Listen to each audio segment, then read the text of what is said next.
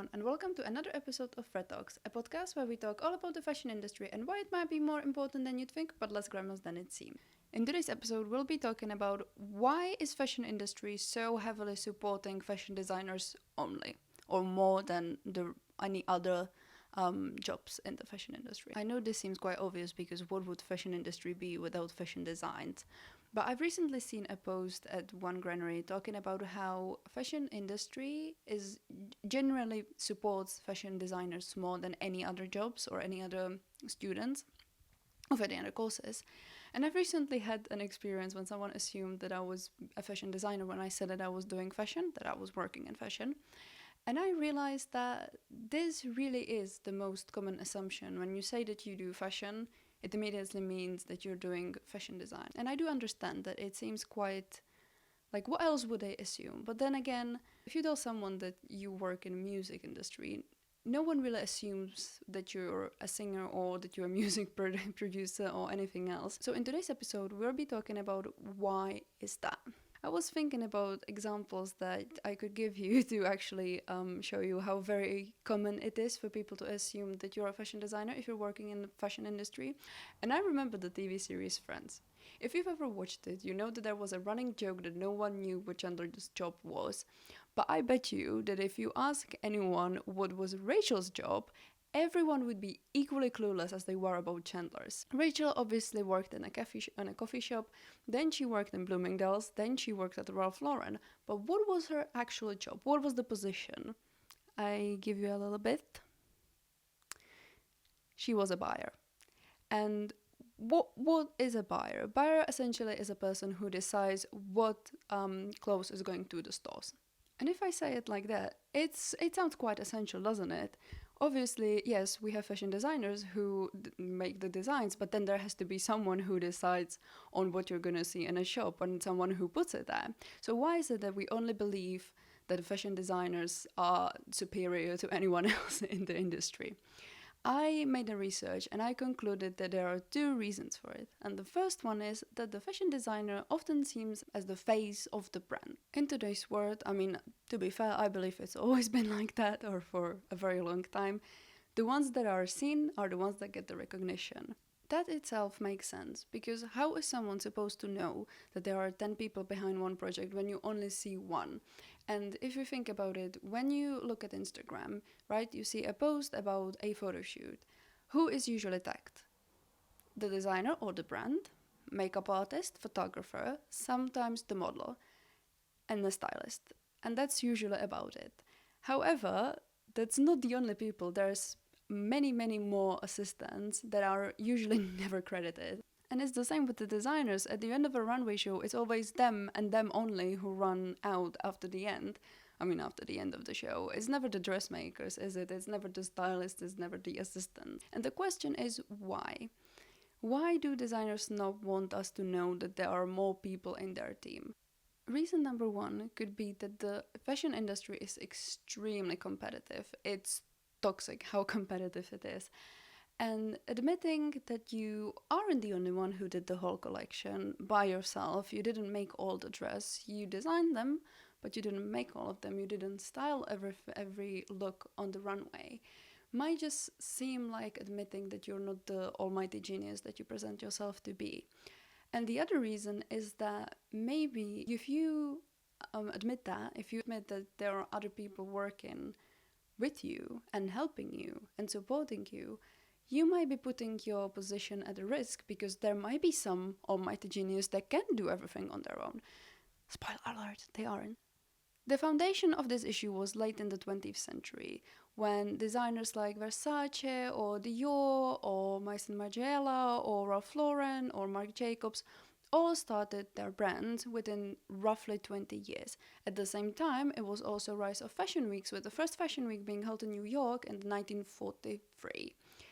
Now, today, most of these brands have the legacy. As I said, they are legendary, they are famous, and they are very respectable. But in reality, they are still quite new. New in the sense of that many of the fashion designers are still alive. Even if they're not actively working in their brand or in the fashion house they founded, they're still alive. You can still meet Ralph Lauren. And for the young designers, this means a great competition because they are competing with designers that have the history and they have the name already, but are still new enough for them to actively influence the brand. As in, like, why would you want to meet with a new designer if you can go for a dinner with Ralph Lauren, if that makes sense? At the same time, becoming a fashion designer, because the fashion industry is so heavily focused, we also have more support for the fashion students in terms of fashion design students. And because it's slightly more affordable to become a fashion designer now, there's a bigger competition. And also, not only it's more affordable to become a fashion designer, but it's also more affordable to have some media spotlight, because you can just start an Instagram for free, you can start TikTok for free and hope for the best. But at the same time, this just creates a huge competition. And I believe that is the reason why so many fashion designers, or why fashion designers in general, kind of hide the fact that there is a huge team behind every runway show, every collection, simply because the competition is so high that you don't want to admit that you can't do something extra. You always have to go the extra mile to make it in today's world, because simply the market is overwhelmed. The second reason why the fashion designers are the center of the attention in the fashion industry is simply because they have been put on the pedestal for the longest, longer than any other career. In the 1990s and early 2000s, we had a boom of supermodels. Everyone wanted to be one, everyone wanted to be around them. Same with journalists. In the early 2000s and 2010s, it became public knowledge that journalists are the ones who are getting the front rows and who are going to after parties and who are going on PR trips, and everyone wanted to be a fashion journalist. Same with PR. PR were the original girl boss who were hot, stylish, yet highly intelligent with a great work ethic. And then social media came, and people started talking about how models actually only look like models, and majority of people don't look like models, and how they look very unhealthy, and how the industry pushes them to be very unhealthy. And suddenly we started having different standards. Well, that wasn't actually very sudden, that took a while, and it's still taking its sweet time. The standards started to change, and suddenly more people could be models, and it was much easier to scout them through Instagram and social media, and the fever of supermodels slowly died. The front row tickets and party invites are now reserved for celebrities, and the PR trips for influencers. And girl bossing and hustle culture became very toxic, and suddenly being a PR girl doesn't sound so glamorous anymore. And yet, in a world that's changing so quickly, one thing remained the same: fashion designers. Yes, we are moving to digital era, but there so far has not been anything that would change the process of fashion designs or creating fashion. Yes, we are moving more into the digital world with AR and VR. However, there are still people in real life who are going to wear normal clothes. Just like there still needs to be designers to design the alternative clothes? No, the virtual reality clothes. We still need the designers. They're still the same.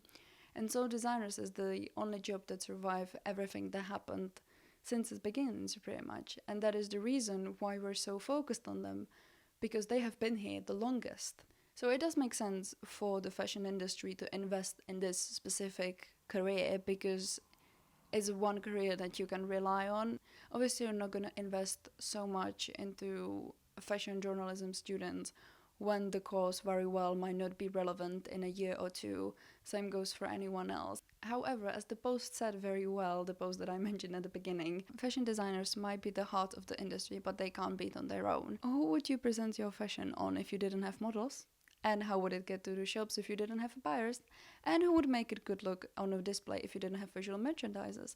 And if we get to the core of it, who would serve the customers if you didn't have tel assistants? So to end this episode, it does make sense why fashion designers are so heavily pushed and so supported by the fashion industry. However, it is very important to keep mentioning all the other jobs that go behind the curtains, because the fashion industry doesn't stand on the fashion designs only, just like any other job stands on its own.